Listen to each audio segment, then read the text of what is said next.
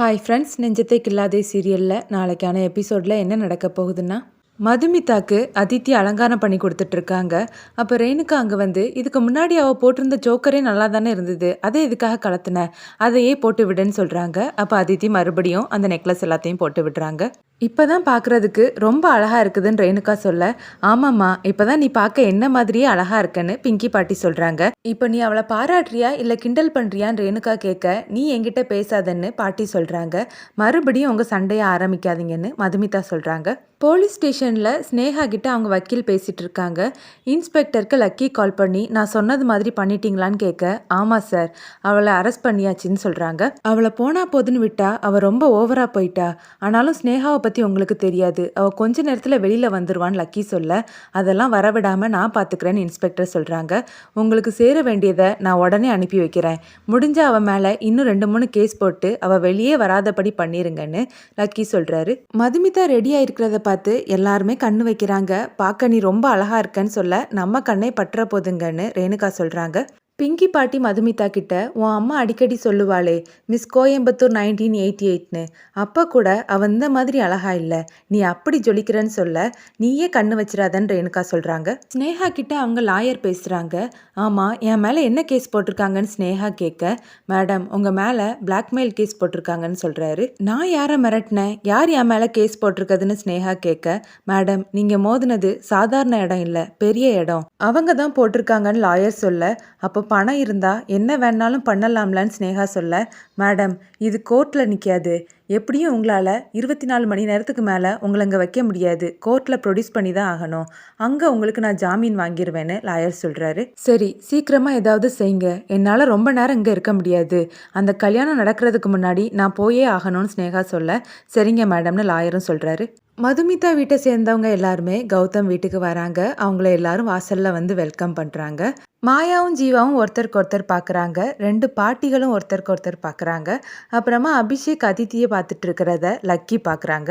எல்லாரும் உள்ளே வாங்கன்னு சகுந்தலா சொல்லும்போது, ஆமாம் எல்லாரும் இருக்கீங்க, மாப்பிள்ளையை எங்கன்னு பிங்கி பாட்டி கேட்குறாங்க. இன்னும் வீட்டுக்குள்ளேயே வரல, அதுக்குள்ளே எங்களை பார்த்து கேள்வி கேட்குறீங்க, நாங்கள் மாப்பிள்ளை வீடு, அதை மறந்துடாதீங்கன்னு கௌதம் பாட்டி சொல்ல, நாங்களும் மாப்பிள்ளை வீடு தான், ஜீவா மாப்பிள்ளை தானேன்னு பிங்கி பாட்டி சொல்கிறாங்க. 2 பாட்டிகளையும் ரேணுகாவும் சகுந்தலாவும் சமாதானப்படுத்தி உள்ளே வாங்கன்னு சொல்லி கூட்டிகிட்டு போகிறாங்க. மது சுற்றி சுற்றி பார்க்குறாங்க. என்ன மது நீ கௌதமை தேடுறியான்னு அபர்ணா கேட்க, இல்லை அது வந்துன்னு சமாளிக்கிறாங்க. கௌதம் ஒரு முக்கியமான மீட்டிங்க்கு போயிருக்கான். சரி, இந்த ஃபங்க்ஷனுக்கு அவன்லாம் வரணும்னு அவசியம் கிடையாது, பொண்ணுங்களே போதும், நீ உட்காருன்னு சொல்லி சேரில் உட்கார வைக்கிறாங்க. மாயாவையும் இன்னொரு சேரில் உட்கார வைக்கிறாங்க. அப்புறமா 2 பேருக்கும் மெஹந்தி டிசைன் போட ஸ்டார்ட் பண்ணுறாங்க. அப்போ ஜீவா எல்லாரையும் பார்த்து, பொதுவாக இந்த மாதிரி மெஹந்தி ஃபங்க்ஷனில் மெஹந்தி ரொம்ப செவத்துதுன்னா மாப்பிள்ளை ரொம்ப பாசம் வச்சுருக்காருலாம் சொல்லுவாங்களே, இங்கே யாரும் அதை மாதிரி சொல்ல மாட்டிங்களான்னு கேட்க, அதெல்லாம் பழைய காலம் ஜீவா, இப்போல்லாம் க்ளோ ஆயில்னு ஒன்று வந்துடுச்சுது, அதை போட்டாலே நல்ல செவக்கும்னு அஸ்வினி சொல்கிறாங்க. ஓ அப்படியான்னு ஜீவா கேட்க, என்ன மாயா உனக்கு க்ளோ ஆயில் சேர்க்கணுமான்னு அஸ்வினி கேட்குறாங்க. நல்ல செவக்கம்னா எனக்கு அதை சேர்த்துருங்கன்னு மாயா சொல்கிறாங்க. அப்புறமா மதுமிதாட்ட கேட்க, இல்லை எனக்கு அதெல்லாம் வேண்டாம், நேச்சுரலான அழகே போதும்னு சொல்கிறாங்க. அபிஷேக் அதித்தியை பார்த்துட்டே இருக்கிறாரு. அபிஷேக்கை அவங்க மாமா பக்கத்துலேருந்து பார்த்துட்டே இருக்காங்க. இப்போ எதுக்காக நீங்கள் என்னையே பார்த்துட்டு இருக்கீங்கன்னு அபிஷேக் கேட்க, ஆமாம் நீ எதுக்காக அந்த பொண்ணையே பார்த்துட்டு இருக்க, அப்படி என்ன அவன் மேலே உனக்கு இன்ட்ரெஸ்ட்டுன்னு கேட்குறாரு.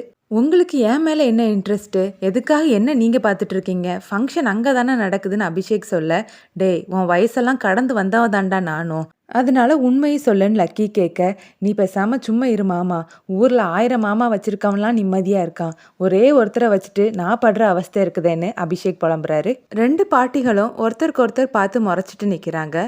கௌதமுடைய பாட்டி, ஏ மெஹந்தி பொண்ணே, நிறைய மெஹந்தி போட்டு விடு, பார்க்க கிராண்டாக இருக்கணும்னு சொல்ல, அதெல்லாம் தேவையில்லை, சிம்பிளாக போட்டால் போதும், பார்க்க நீட்டாக இருக்கணும்னு பிங்கி பாட்டி சொல்கிறாங்க.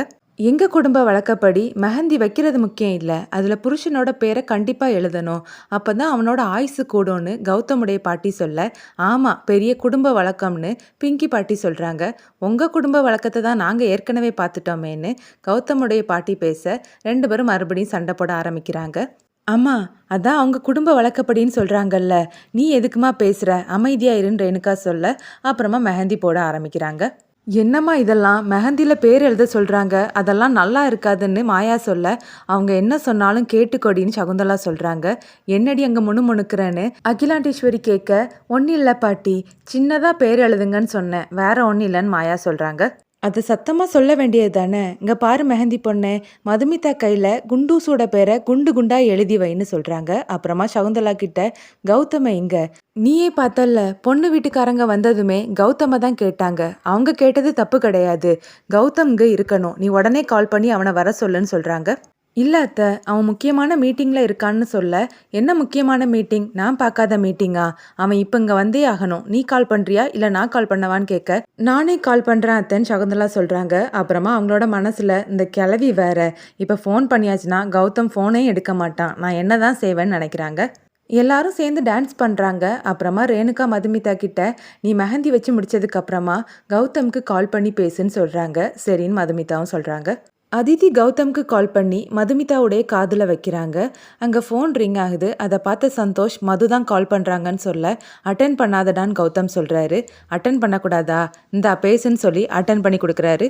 கௌதம் மதுமிதா கிட்ட, "நான் ஒரு முக்கியமான மீட்டிங்ல இருக்கேன். என்னால இப்ப உங்ககிட்ட பேச முடியாதுன்னு" சொல்லிட்டு கால கட் பண்ணிடுறாரு. "என்னடி மாப்பிள்ளை கிட்ட பேசுனியா? அவர் என்ன சொன்னார்னு" ரேணுகா கேட்க, "அவர் ஏதோ முக்கியமான மீட்டிங்ல இருக்காராமான்னு" மதுமிதா சொல்றாங்க. "முக்கியமான மீட்டிங்கான்னு" கேட்டு ரேணுகா சிரிக்கிறாங்க.